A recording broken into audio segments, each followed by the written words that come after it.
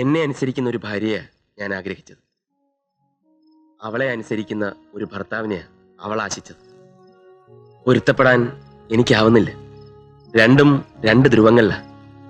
വിധിയാണ് കൈമളേട്ട, എല്ലാം വിധിയാ. വിധിയെ പഴിച്ചിട്ട് എന്താടാ കാര്യം? അതിനെ നേരിടുകയാണ് വേണ്ടത്. എങ്ങനെ എങ്ങനെ ഒരാളുടെ സ്വഭാവം മാറ്റിയെടുക്കാൻ പറ്റും? തല്ലിയ മാറുമോ? ശാസിച്ചാ മാറുമോ? ഇല്ലല്ലോ. അത് സ്വയം തോന്നി സ്വയം മാറേണ്ടതല്ലേ? അതെ, സ്വയം തോന്നി മാറണം. പക്ഷേ അതിനുള്ള വഴി നീ ഒരുക്കണം. മനസ്സിലായില്ല. എടാ, പ്രതീക്ഷിക്കാത്ത ഐശ്വര്യവും സമ്പത്തും കൈവന്നപ്പോൾ അതിര് കിടന്ന് അഹങ്കരിച്ച പെൺകുട്ടിക്ക് അതൊക്കെ നഷ്ടപ്പെട്ടാൽ ഉണ്ടാകാവുന്ന അവസ്ഥയെക്കുറിച്ച് നീ ഒന്ന് ആലോചിച്ച് നോക്കി. ചെറുപ്പത്തിലെ നീ പഠിച്ചിട്ടില്ലേ മൂഷിക സ്ത്രീ പിന്നെയും മൂഷിക സ്ത്രീയായ കഥ? കൈമളേട്ടൻ എന്തൊക്കെയായി പറയുന്നത്? അതൊക്കെ പറയാം, അതിരിക്കട്ടെ. അമേരിക്കയിൽ നിന്ന് ആന്റി വരുന്നു എന്ന് കേട്ടല്ലോ, എന്നാ? അടുത്ത ആഴ്ച.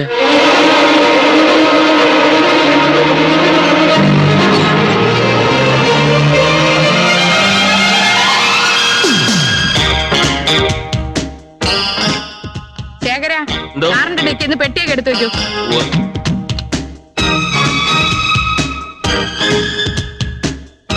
ഇതാരാ? എന്റെ ഭാര്യ. കൊള്ളാം. ജുവലറി ഷോപ്പിലെ പരസ്യത്തിന് നിൽക്കണ മാതിരി ഉണ്ട്. വലിയ പണക്കാരിയാ നീ കെട്ടിയതല്ലേ? പെട്ടിയെല്ലാം എടുത്ത് എന്റെ റൂമിൽ കൊണ്ടുവയ്ക്കൂ. രമ, ആ പെട്ടി എടുത്ത് അകത്ത് വയ്ക്ക്. അതിനെന്തിനാ രാമൻ? ശേഖരന്റെ കൈക്ക് വല്ല സ്വാധീനക്കുറവുണ്ട്? ഞാൻ എടുത്തു വെക്കാം. ആ, കടുപ്പത്തിലൊരു കാപ്പി എടുക്കൂ. കല്യാണി, ഒരു കാപ്പി. എന്തിനാ ഇങ്ങനെ ആജ്ഞാപിക്കുന്നേ? നിനക്ക് പോയി എടുത്താലെന്താ? അതെ അതെ, നീ പോയി കാപ്പി ഇട്. ഈ AC എന്തിനാ 24 മണിക്കൂറും ഇങ്ങനെ ഓൺ ചെയ്തിട്ടിരിക്കുന്നേ? ആവശ്യത്തിന് ഉപയോഗിച്ചാ പോരെ? ആവശ്യത്തിന് ഉപയോഗിക്കാനുള്ള കറണ്ടേ കിട്ടുന്നില്ല. ഇവിടെ 6 മണിക്കൂർ നിയമപ്രകാരമുള്ള പവർ കട്ടും, പിന്നെ ഒരു 6 മണിക്കൂർ അവർക്ക് തോന്നിയ പോലെയാ. കാപ്പി.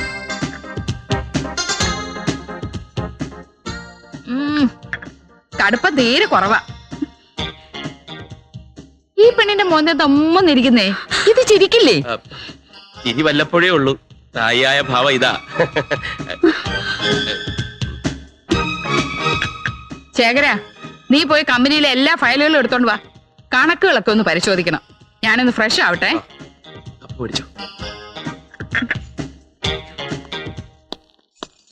എന്തായി കാണിക്കുന്നത്? ഏതായി സ്ത്രീ? എന്താ ഇവർക്ക് ഇത്ര അധികാരം? ഞാൻ പറഞ്ഞിട്ടില്ലേ, അമേരിക്കൻ ആന്റി. അവരുടെ പെരുമാറ്റം കണ്ട അമേരിക്കയിലെ രാജ്ഞിയാണെന്ന് തോന്നുമല്ലോ. അമേരിക്കയിലെ രാജ്ഞിയല്ല, പക്ഷെ നമ്മുടെ രാജ്ഞി. മനസ്സിലായില്ലേ? നമ്മുടെ കമ്പനിയുടെ ഓണറാ. ഓണറോ? അതെ. കമ്പനിയും ഈ വീടും മുറ്റത്ത് കിടക്കുന്ന കാറുകളും പിന്നെ ഞാൻ നോക്കി നടത്തുന്ന സർവ്വ സ്വത്തുക്കളുടെ ഉടമ അവരാണ്. അപ്പോ ശേഖരേട്ടന്റെ അല്ലേ? എന്റെയോ? ഞാൻ അങ്ങനെ ഇതുവരെ പറഞ്ഞിട്ടുണ്ടോ? ഞാൻ MD, പവർ ഓഫ് അട്ടോർണിയുടെ ബലത്തിൽ എല്ലാ അധികാരങ്ങളും ഉള്ള മാനേജിംഗ് ഡയറക്ടർ. എന്നെ പറഞ്ഞു പറ്റിക്കായിരുന്നല്ലേ? പറ്റിച്ചെന്നു? ഞാൻ ഇന്നുവരെ നിങ്ങളോട് ആരോടെങ്കിലും പറഞ്ഞിട്ടുണ്ടോ ഇതല്ല എന്റെ സ്വന്തമാണെന്ന്? ഞാൻ വെറും MD.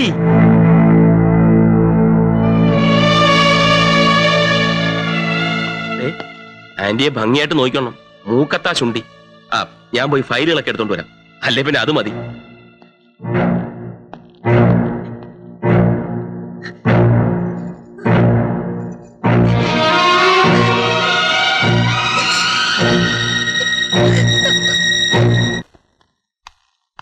ഇവിടെ ആരും കാണാനില്ലല്ലോ. എന്താ നിന്റെ പേര് പറഞ്ഞത്? പ്രഭാവതി. കൊച്ചമ്മേ, ഞാൻ മാർക്കറ്റിൽ പോയിട്ട് വരാം. കൊച്ചമ്മയോ? കൊള്ളാവല്ലോ. നിന്നെ ഇങ്ങനെ വിളിക്കാനായിട്ട് ഇവിടെ എത്ര സമയമുണ്ട്? എല്ലാവരും ഒന്ന് വിളിക്കും, ഞാനിവിടെ കാണട്ടെ.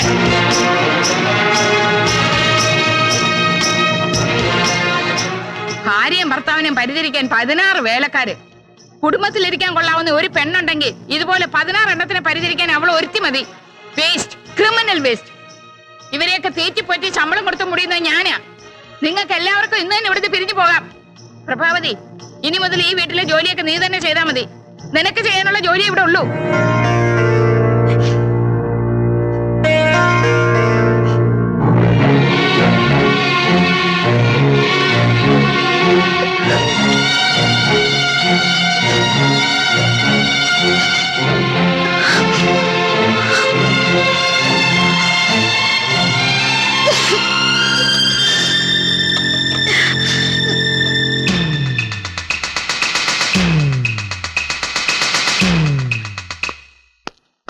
ഫയലുകളൊക്കെ ഇനി അന്നേ എല്ലാ കണക്കുകളും ഇതിലുണ്ടല്ലോ. ഉവ്വ്.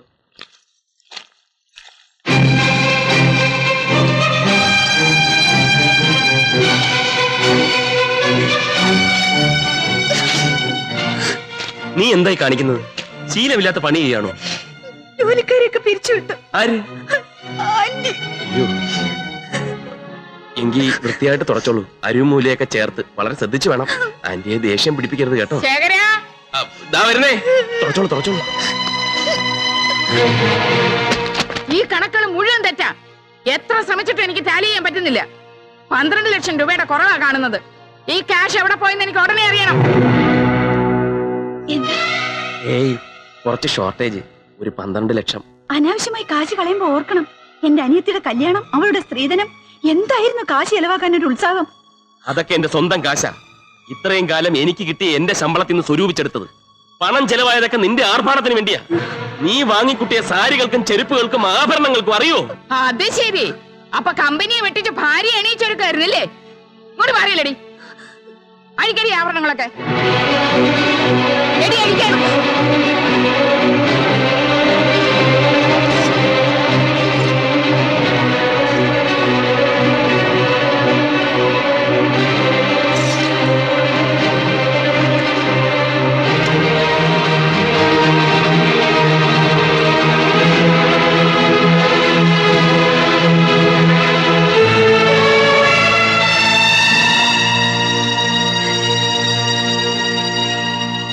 ഇനി എവിടെയൊക്കെ എന്തൊക്കെ ഒളിപ്പിച്ചു വെച്ചിട്ടുണ്ടോ ഞാനും നോക്കട്ടെ.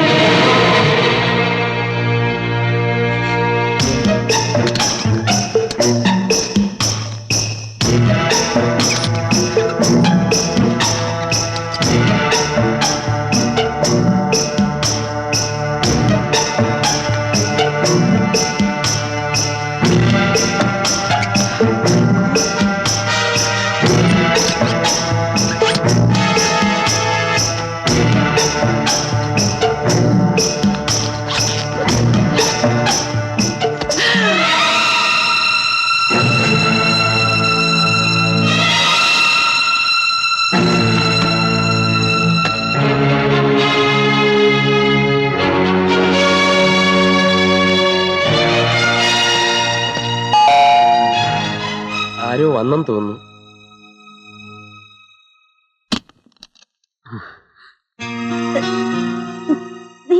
നീ എന്താ പതിവില്ലാതെ? ഒരു സന്തോഷ വാർത്ത അറിയിക്കാൻ വന്ന. ചേരേട്ടൻ എന്ത്? ചേരേട്ടാ. ആ ചേരേട്ടാ, എനിക്ക് ജോലി കിട്ടി. അഗ്രികൾച്ചർ ഫാമിൽ സൂപ്പർവൈസറായിട്ടാ. അടുത്ത ആഴ്ച ജോയിൻ ചെയ്യണം. കൺഗ്രാചുലേഷൻസ്. ഇതാരാ? അനിയനാ. കൊള്ളാം. അനിയന് ജോലി കിട്ടിയപ്പോ അളിയന്റെ ജോലി പോയി.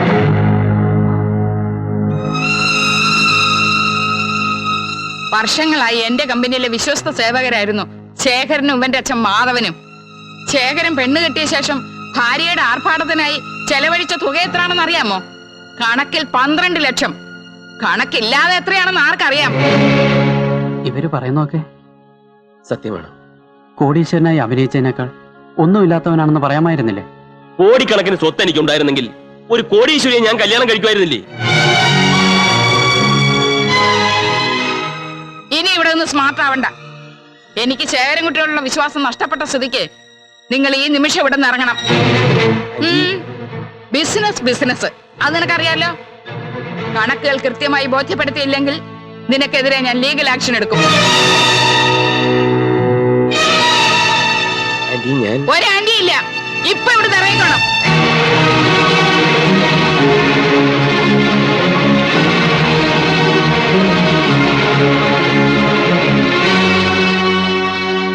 ഇനി എല്ലാരും കൂടി ശേഖരനെ കുറ്റപ്പെടുത്തിയിട്ട് എന്താ കാര്യം?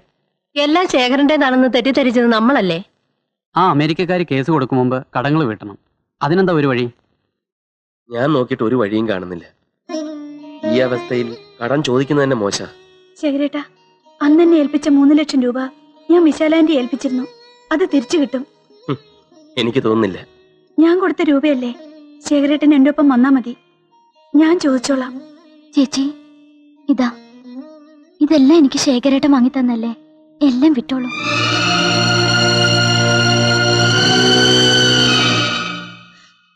ഒന്നും വേണ്ട മോളെ. ദൈവം പോലും പൊറുക്കാത്ത തെറ്റ് ചെയ്തുകൊണ്ട് എനിക്ക് ശിക്ഷ കിട്ടിയത്.